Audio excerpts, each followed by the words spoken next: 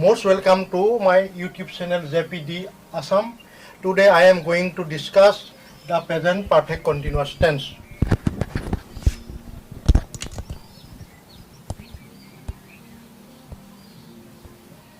Present perfect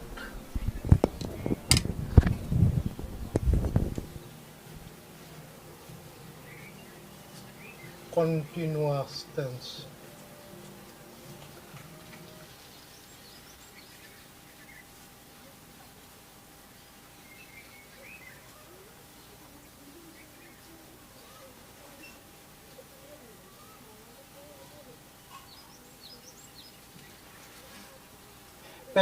present মানে হৈছে বৰ্তমান, পাৰফেক্ট মানে হৈছে সম্পূৰ্ণ, আকৌ কণ্টিনিউৱাছ চলি থকা। গতিকে ইয়াৰ প্ৰেজেণ্ট পাৰফেক্ট কণ্টিনিউৱাছ টেন্স কেতিয়া ব্যৱহাৰ কৰা হয়? Action of A verb, action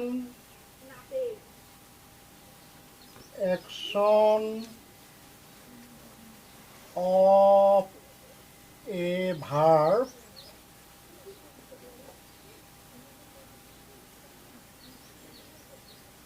is going on. কোনো ভাৰ্বৰ কাৰ্য যদি চলি থাকে for a period of time, for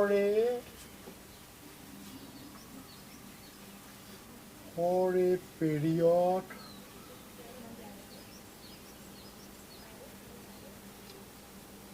of time,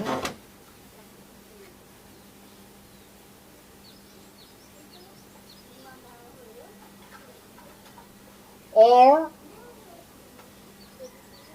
for pointed time, for a pointed time, যদি উল্লেখ কৰি দিয়ে নিৰ্দিষ্ট এটা সময়, pointed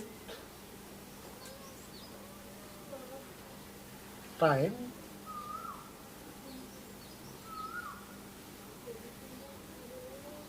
then তেতিয়া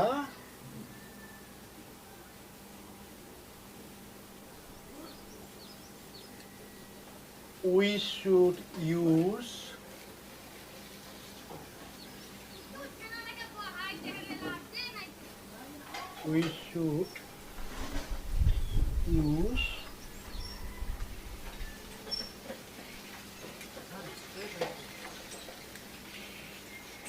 present perfect continuous tense.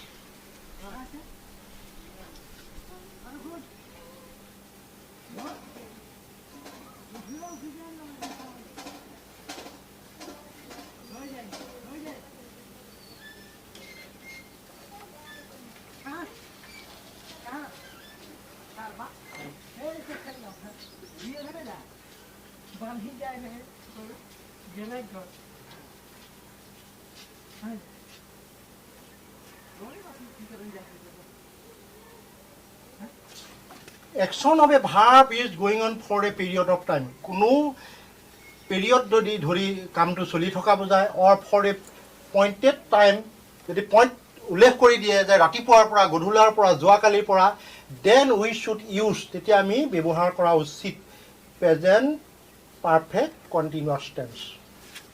For example, এতিয়া formation of sentence, গতিকে আমি কেতিয়া ব্যৱহাৰ কৰোঁ সেইটো জানিলেই নহ'ব, ফৰ্মেশ্যনটো জানিব লাগিব। ফৰ্মেশ্যন, গাঁথনি। এতিয়া ফৰ্মেশ্যনৰ মতে প্ৰথমতে হ'ব subject,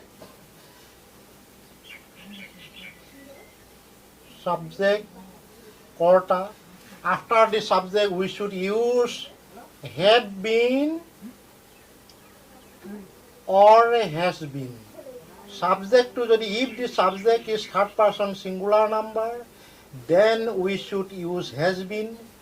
In other case, we should use have been, have or has been. Plus verb with ing. Verb to সদায় আইএনজিৰ সৈতে বহিব ভাৰ্বৰ লগত যদি আইএনজি যোগ হোৱা হয় এইটো প্ৰেজেণ্ট পাৰ্টিচিপল বুলি কয় subject sorry have or has been or has been verb with ing যোগ এক্সটেনশন তাৰপিছতে অন্যান্য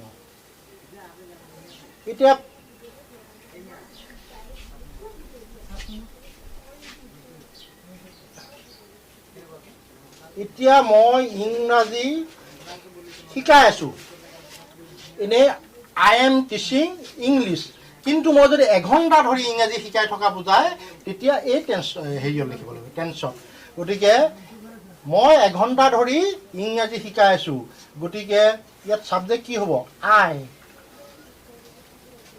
আই লগত কি বহিব have been I have been শিকাই থকা ইংৰাজী কি টিচিং গতিকে I have been teaching English মই ইংৰাজী শিকাই আছো কিন্তু এতিয়া সময় এইটো কি সময় দিছে এঘণ্টা ধৰি গতিকে for a period I have been teaching English এঘণ্টা ধৰি থাকিলে কি হ'ব for an hour গতিকে ভাৱেল উচ্চাৰণৰ আগত কি বহে এন আৰ্টিকল বহে মই এঘণ্টা ধৰি ইংৰাজী শিকাই আছো তাৰপিছতে আমি ৰাতিপুৱাৰ পৰা we have been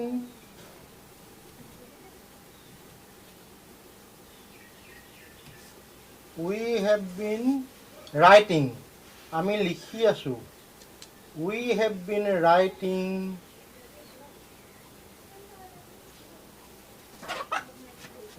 an application এখন দৰখাস্ত লিখি আছো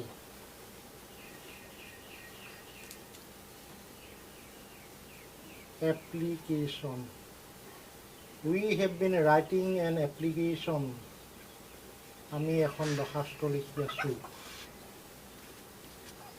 ৰাতিপুৱাৰ পৰা গতিকে পইণ্টেড টাইম পইণ্ট যদি কৰি দিয়ে উল্লেখ কৰি দিয়ে টাইমটো পইণ্টেড টাইম থাকিলে সিন্স হ'ব we have been writing an application since morning ৰাতিপুৱাৰ পৰা আমি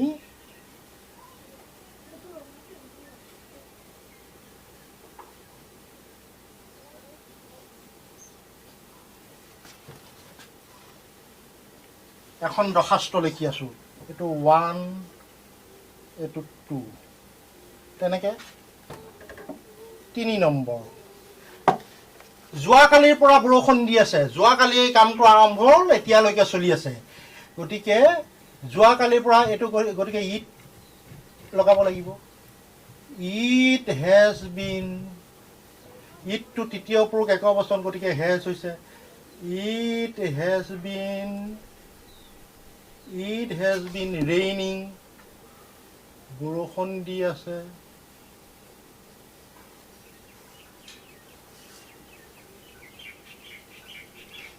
it has been raining since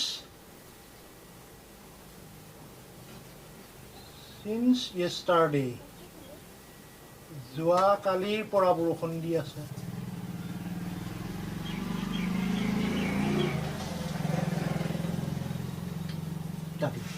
যেনেকে এই স্কুলখনত মই 5 বছৰ ধৰি পঢ়ি আছো I have been reading in this school for 5 years মই ধৰ এই স্কুলখনত 10 বছৰ ধৰি চাকৰি কৰি আছো I have been serving in this school for 10 years যেনেকে সিহঁতে এই কলেজখনত 1990 চনৰ পৰা পঢ়ি আছে বা 2000 চনৰ পৰা পঢ়ি আছে they have been studying in this school since 2020 ইত্যাদি গতিকে এনেকে প্ৰেজেন্ট পাৰফেক্ট কন্টিনিউয়াছ টেন্সৰ বাক্যবিলাক বনাই মই আকৌ কৈ দিছো যে কোনো ক্ৰিয়াৰ কাম যদি সময় ধৰি নিৰ্দিষ্ট সময় ধৰি বৰ্তমানত চলি থকা বুজায় প্ৰেজেন্ট পাৰফেক্ট কন্টিনিউয়াছ টেন্স ব্যৱহাৰ কৰা হয় অতীততে আৰম্ভ হৈ বৰ্তমানলৈকে চলি থকা বুজালেও প্ৰেজেন্ট পাৰফেক্ট কন্টিনিউয়াছ টেন্স ব্যৱহাৰ কৰা হয় আৰু সময় ধৰি বৰ্তমান কালত চলি থকা বুজালেও প্ৰেজেণ্ট পাৰফেক্ট কণ্টিনিউৱাছ টেন্স ব্যৱহাৰ কৰা হয়। যেনে তেওঁ যোৱাকালিৰ পৰা বল খেলি আছে বা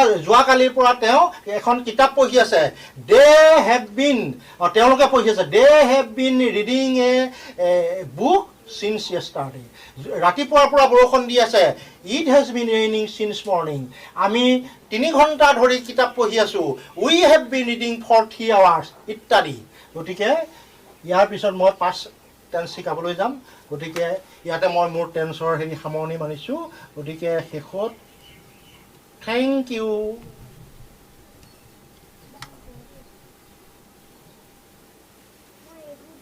thank you very much,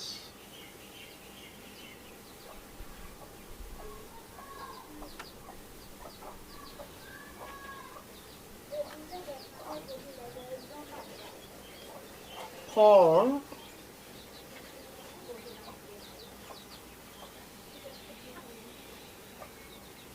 watching my